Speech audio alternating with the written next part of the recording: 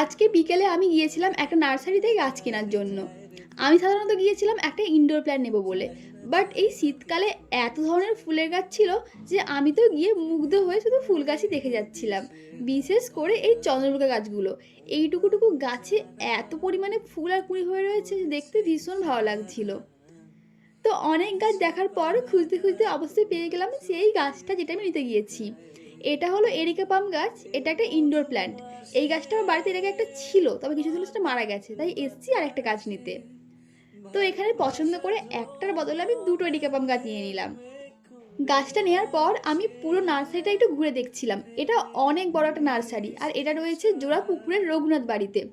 আর এখানে এই ক্যাকটাস গাছগুলো দেখো, দেখতে ভীষণই সুন্দর ছিল। আর দামটাও ছিল বড্ড বেশি, তাই ওগুলো আর নিলাম না। আর এদিকে লাকি ব্যাম্বুগুলো দেখো, এগুলোও ভীষণ ভালো লাগছে দেখতে। এগুলোর দামও একটু বেশি, তবে এতটা ভালো লাগছিল যে না নিয়ে আর থাকতে পারলাম না। এখান দিয়ে বড় সাইজের একটা লাকি ব্যাম্বুও নিয়ে নিলাম।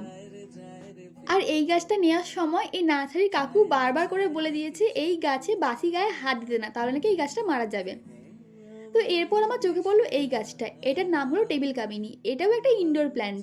এই গাছটাও ভীষণ ভালো লাগছিল, তাই এটাও একটা নিয়ে নিলাম।